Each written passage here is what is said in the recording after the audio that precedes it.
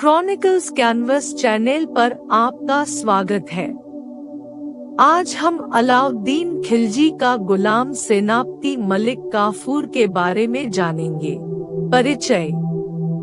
मलिक काफूर, जिसे ताज al-Din is अल-दौला के नाम से भी जाना जाता है, अलाउद्दीन खिलजी के शासन के दौरान दिल्ली सल्तनत में एक प्रमुख गुलाम सेनापति था। वह पहली बार तब सामने आया जब 1299 में गुजरात पर आक्रमण के दौरान उसे अलाउद्दीन के सेनापति नुसरत खान ने पकड़ लिया, जहां बाद में उसने इस्लाम धर्म अपना लिया और उसे दिल्ली में अलाउद्दीन के सामने पेश किया गया। सल्तनत के भीतर काफूर का उत्थान उल्लेखनीय था।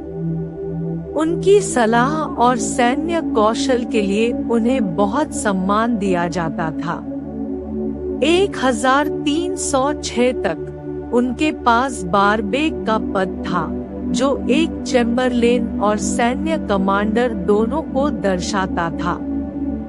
उन्हें 1309 से 1310 तक रापरी में एक प्रशासनिक अनुदान इक्ता भी प्राप्त हुआ। काफूर की महत्वपूर्ण उपलब्धियों में से 1306 में मंगोल आक्रमणकारियों की हार थी। इसके बाद उन्होंने दक्षिणी भारत में विभिन्न राजवंशों के खिलाफ अभियानों का नेतृत्व किया, जिनमें 1308 में यादव, 1310 में काकतीय, 1311 में होयसला और उसी वर्ष पांड्य शामिल थे। इन अभियानों के परिणामस्वरूप दिल्ली सल्तनत के लिए खजाने, हाथी और घोड़ों का अधिग्रहण हुआ। 1313 में काफूर को देवगिरी का गवर्नर नियुक्त किया गया, जहां उन्होंने नए कब्जे वाले क्षेत्र का प्रभावी ढंग से प्रशासन किया। हालांकि जब 1315 में अलाउद्दीन का स्वास्थ्य खराब हो गया, तो काफूर को वापस दिल्ली बुलाया गया और नायब वायसराय के रूप में सत्ता का प्रयोग किया गया। अलाउद्दीन की मृत्यु के बाद काफूर ने अलाउद्दीन के नाबालिग बेटे शहाबुद्दीन उमर को कठपुतली सम्राट के रूप में नियुक्त करके नियंत्रण हासिल करने का प्रयास किया।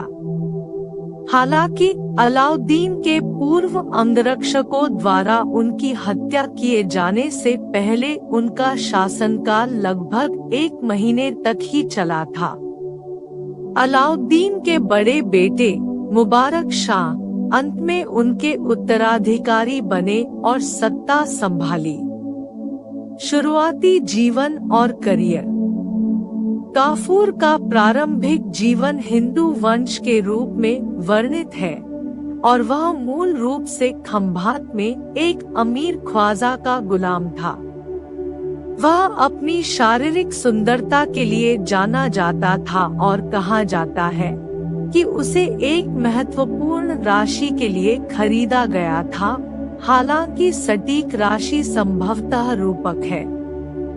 अदालत में काफूर को अलाउद्दीन की दूसरी पत्नी महरू, उसके सबसे बड़े बेटे खिज्र खान और महरू के भाई अल्प खान, जो खिज्र खान के ससुर और गुजरात के गवर्नर भी थे, उनके नेतृत्व वाले एक गुट के विरोध का सामना करना पड़ा। काफूर का करियर दिल्ली सल्तनत के भीतर एक गुलाम के प्रमुखता तक पहुंचने की एक उल्लेखनीय कहानी है, जो उसकी सैन्य सफलताओं और रणनीतिक कौशल से चिह्नित है।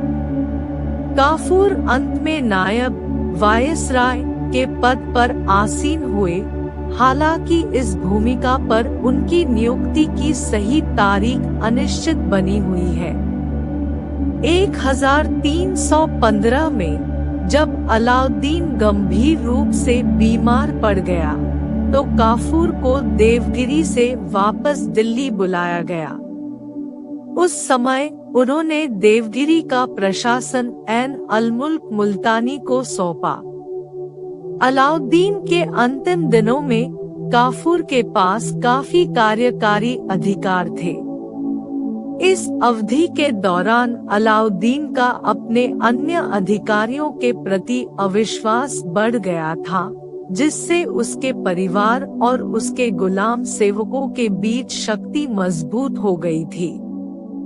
उन्होंने कई अनुभवी प्रशासकों को हटा दिया, वजीर, प्रधानमंत्री के कार्यालय को समाप्त कर दिया और यहाँ तक कि मंत्री शराफ कैनी को भी मार डाला। ऐसा प्रतीत होता है कि काफूर ने इन अधिकारियों को प्रतिद्वंद्वी और खतरा समझते हुए अलाउद्दीन को इस शुद्धिकरण के लिए राजी किया।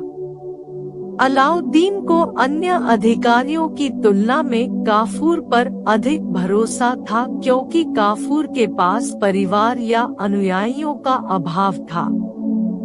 इसामी के अनुसार अलाउद्दीन के शासन के अंतिम दिनों में काफूर ने किसी को भी सुल्तान से मिलने की अनुमति नहीं दी और प्रभावी रूप से सल्तनत के वास्तविक शासक के रूप में शासन किया।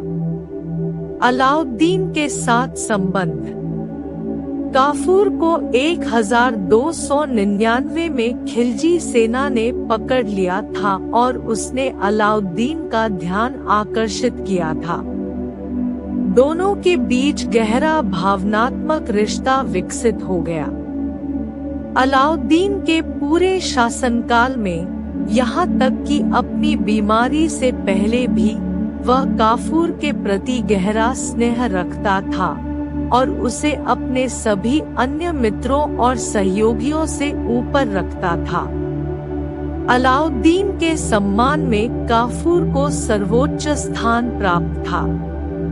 उस अवधि के बारे में इतिहासकार जियाउद्दीन बर्नी 1285 से 1357 कहते हैं, उन 4 या 5 वर्षों में जब सुल्तान अपनी याददाश्त और होश खो रहा था, वह मलिक नायब के प्यार में गहराई से पागल हो गया था। उसने शासनकाल की जिम्मेदारी और नौकरों का नियंत्रण काफूर को सौंप दिया था।